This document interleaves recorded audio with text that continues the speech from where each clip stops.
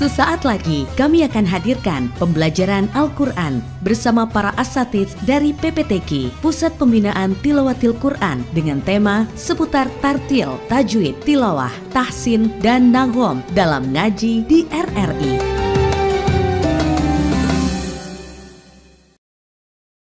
Bismillahirrahmanirrahim. Assalamualaikum warahmatullahi wabarakatuh.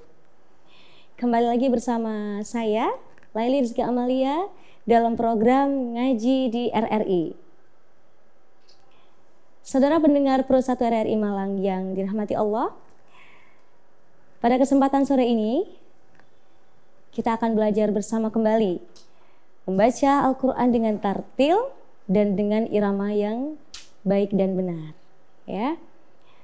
Kalau kemarin kita sudah belajar irama nahawan dan irama ros, pada kesempatan ini kita coba untuk mempraktekkan irama soba. Irama soba juga merupakan salah satu irama dari 7 macam irama dalam ilmu seni baca Al-Quran. Karakter irama soba itu adalah sederhana, agak nadanya itu agak miring, namun nadanya tidak banyak naik turun. Jadi agak susah. Namun kalau kita biasakan, insya Allah akan lebih mudah, begitu ya.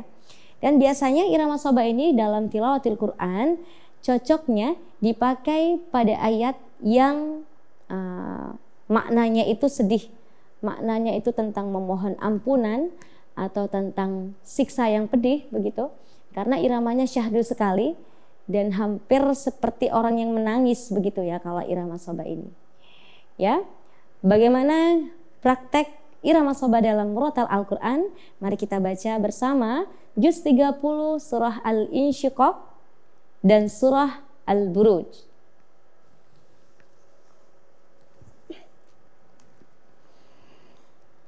A'udzu billahi minasy syaithanir rajim.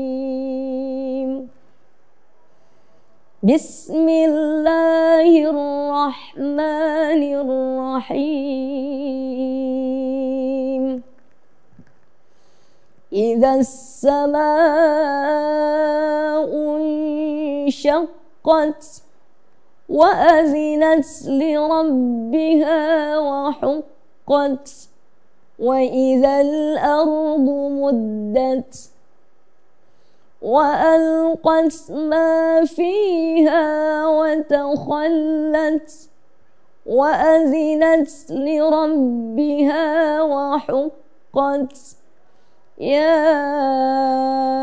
ayyuhal insanu innaka kadihun ila rabbika kadhan famulaqih.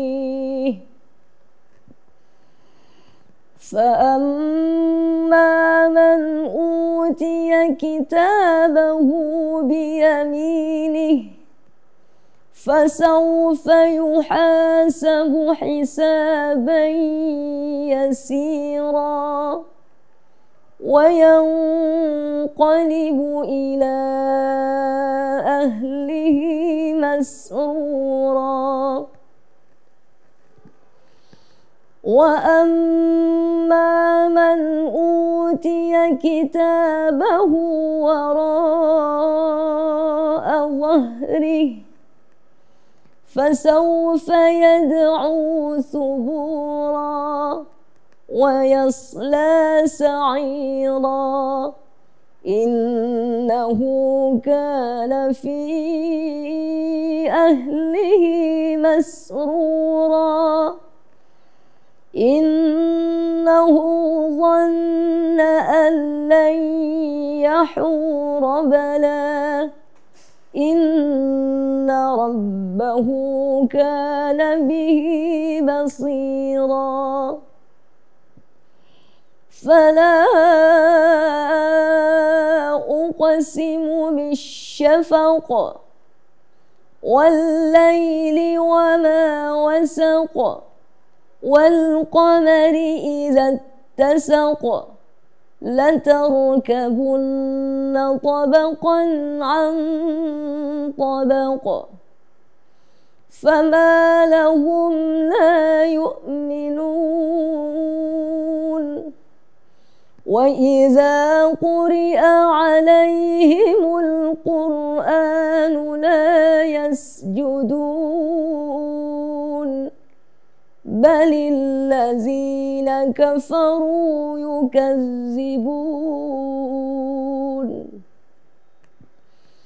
والله أعلم بما يوعون فبشرهم بعذاب أليم إلا الذين آمنوا وعملوا الصالحات لهم أجر غير ممنون. بسم الله الرحمن الرحيم والسماء ذات البروج واليوم الموعود وشاهد ومشهود قتل أصحاب الأخدود النار ذات الوقود إذ هم عليها قعود وهم على ما يفعلون بالمؤمنين شهود وما نقموا منهم إلا أن يؤمنوا بالله العزيز الحميد الذي له ملك السماوات والأرض والله على كل شيء شهيد.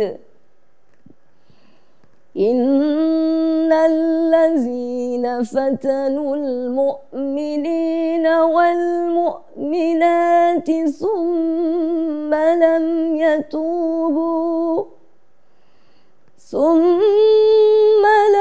يتوبوا فلهم عذاب جهنم ولهم عذاب الحريق.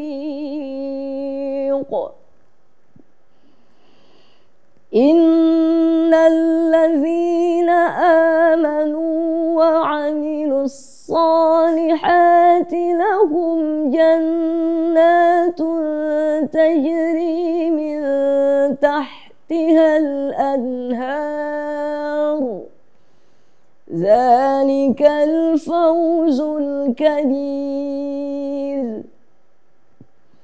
إن بطش ربك لشديد إنه هو يبدئ ويعيد وهو الغفور الودود ذو العرش المجيد فعال لما يريد.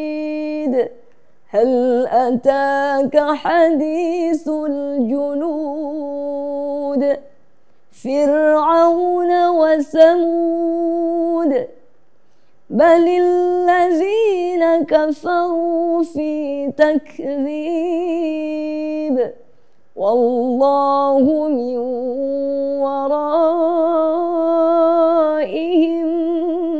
محيط.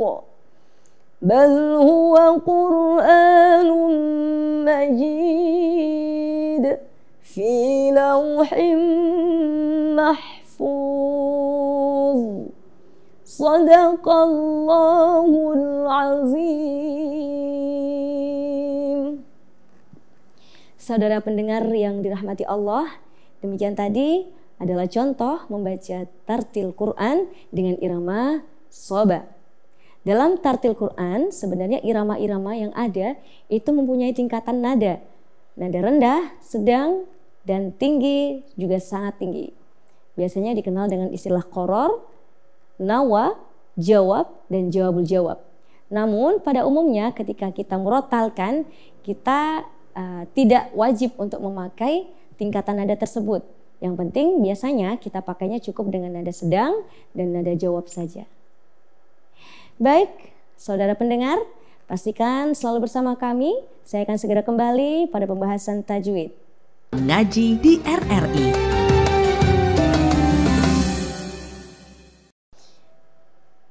Saudara pendengar Pro 1 RRI Malang, masih bersama saya, Laili Rizky Amalia, dalam program Ngaji di RRI. Baik, untuk selanjutnya kita akan belajar tajwid, khususnya pada hukum mim sukun. Kita sudah belajar satu bacaan tentang hukum mim sukun, yakni idhar syafawi. Untuk saat ini kita akan mengupas dan mempelajari bacaan ikhfa syafawi. Bagaimana bacaan ikhfa syafawi? Adalah apabila saudara pendengar menemukan bacaan dalam Al-Quran yang huruf mim sukun bertemu dengan ba, ya. Jadi setiap ada huruf mim sukun bertemu dengan huruf ba, maka itu disebut dengan bacaan izhar syafawi. Maaf, ikhfa syafawi. Ya, kalau izhar kemarin adalah jelas mim sukun bertemu semua huruf hijaiyah kecuali mim dan ba. Nah, untuk ikhfa syafawi adalah mim sukun bertemu dengan huruf ba. Cara membacanya seperti kita membaca ikhfa, yaitu dengan sedikit samar, ya, dengan mengatupkan bibir tetapi tidak terlalu mengatup. Jadi ada sedikit rongga atau agak sedikit renggang begitu bibirnya untuk membaca ikhfa syafawi. Contohnya pada kalimat ya'tasim billahi. Pada kalimat ya'tasim billahi, maka kita membaca mim sukunnya, sudah persiapan membaca huruf ba, maka itu kita samarkan dengan sedikit mengatupkan bibir, dan sedikit terbuka, ya. Contoh, i'tasim billahi, i'tasim billahi. Silakan ditirukan, i'tasim billahi. Hampir sama seperti bacaan iklab, ya, namun hurufnya berbeda. Kalau iklab hurufnya adalah nun sukun tanwin bertemu dengan huruf ba. Kalau di ikhfa syafawi adalah khusus mim sukun bertemu ba, ya. Kemudian ada lagi contoh pada kalimat tarmihim bihijaratin. Nah, kita baca ikhfa syafawi dengan mengatupkan bibir, sedikit renggang dan disertai dengung. Tarmihim bihijaratin, tarmihim bihijaratin. Silakan bersama. Tarmihim bihijaratin. Ya. Pada kata tarmihim, ra sukun ini dibaca dengan cara tebal atau tafkhim, ya. Jadi huruf ra, nanti akan kita kupas lebih lanjut pada bab sifat-sifat huruf, ya. Ini saya sebutkan sekilas saja terkait cara membaca huruf ra sukun. Jadi cara membaca huruf ra sukun itu ada dua. Yang pertama itu adalah tafkhim, yang kedua tarkik. Kapan dibaca tafkhim? Apabila sebelum ra yang disukun itu hurufnya berharokat fathah atau dhammah. Sebaliknya, ra sukun akan dibaca tarkik atau tipis ketika sebelum ra sukun itu didahului dengan huruf yang berharokat kasrah. Cara membacanya untuk menunjukkan ketebalan huruf ra itu adalah dengan sedikit memoncongkan bibir, ya, sedikit saja dengan memoncongkan bibir. Contohnya ketika saya membaca tarmihim itu seperti ini. Tarmihim. Jadi tidak sekedar tarmihim tidak. Namun kita sedikit memoncongkan bibir untuk memberikan hak sifat huruf ra sukun yaitu tafkhim, ya, dengan cara seperti ini. Radiru baru, tarmihim bihijaratin. Itu untuk huruf ra, ya, yang dibaca tafkhim. Sebaliknya dibaca tarkik atau tipis berarti tidak perlu memoncongkan bibir, maka cukup dengan meringis sedikit saja. Contohnya seperti kata takbir, ya, takbir. Nah, tipis ra-nya, dibaca tarkik. Karena apa? Karena sebelum ra sukun didahului dengan huruf ba yang berharokat kasroh. Takbir, takbir, seperti itu. Selanjutnya adalah idgham mutamasilain, mutajanisain, dan mutaqarribain. Nah, jadi idgham misli ada 3 ya. Ada idgham mutamasilain, idgham mutajanisain, dan idgham mutaqarribain. Untuk kali ini kita kupas satu dulu, yaitu bacaan idgham mutamasilain. Idgham mutamasilain ada misli, itu ketika ada huruf yang sama itu berdekatan. Satunya disukun, kemudian bertemu dengan huruf yang sama. Maka kita baca idgham. Idgham kemarin artinya adalah lebur.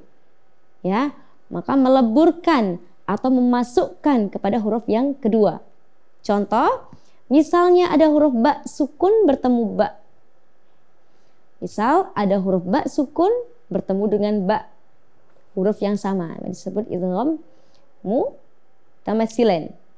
Nah, idgham mutamasilain. Maka membacanya bagaimana? Contohnya pada kalimat idrib bi'asaka. Seperti yang saudara pendengar tahu bahwa huruf ba itu adalah salah satu huruf qalqalah atau huruf yang memantul apabila huruf tersebut disukun. Namun pada bacaan kali ini karena ba sukun tersebut bertemu dengan ba, maka sifat pantulnya hilang karena melebur ke huruf yang kedua, sehingga disebut bacaan idgham mutamasilain. Sehingga dibacanya seperti apa? Idrib bi'asaka. Ya, bukan seperti ini. Idrib bi'asaka. Ya. Coba kita baca yang seperti awal, yang idrib bi'asaka sangat berat sekali.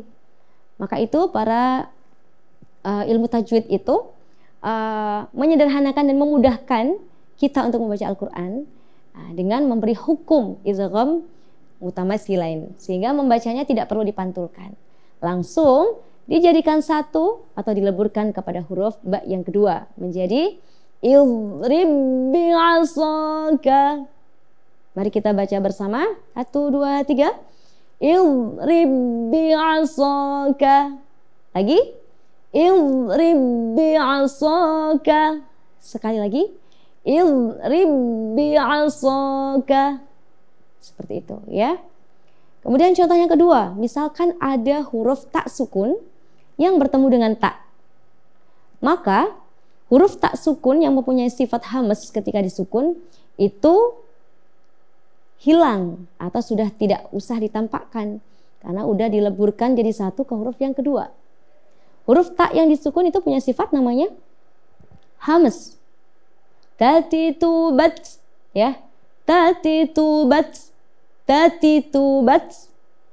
Pada kalimat ini fama rabihat tijaratuhum, kita tidak perlu lagi memberikan hak sifat hamas pada tak sukun karena di sini ada tak lagi berikutnya, sehingga menjadi hukum bacaan idgham mutamasilain yang mewajibkan kita untuk meleburkan bacaan. Menjadi seperti apa? Fama rabihat tijaratuhum. Begitu, ya. Jadi tidak usah kita berikan sifat hamas. Contohnya misalnya tetap diberi hamas, maka kita akan keberatan. Fama rabihat tijaratuhum. Sangat kesulitan ketika kita memberikan dua sifat ya. Ada hamasnya ditampakkan, kemudian kita harus membaca idgham mutamasilain, itu sangat berat sekali. Maka diringankan dengan membaca idgham mutamasilain. Kita baca bersama. Fama rabihat tijaratuhum Lagi, diulang lagi. Fama rabihat tijaratuhum. Terakhir. Fama rabihat tijaratuhum. Baik. Saudara pendengar Pro1 RRI Malang yang berbahagia, demikian pembelajaran dalam program ngaji di RRI sore ini. Semoga bermanfaat dan silakan dipraktekkan dalam bacaan Al-Quran saudara pendengar. Terima kasih, sampai berjumpa kembali di acara yang sama besok sore. Assalamualaikum warahmatullahi wabarakatuh. Terima kasih Anda telah mengikuti pembelajaran Al-Quran bersama para asatidz dari PPTQ, Pusat Pembinaan Tilawatil Quran, yang membahas seputar tartil, tajwid, tilawah, tahsin, dan nagom dalam ngaji di RRI.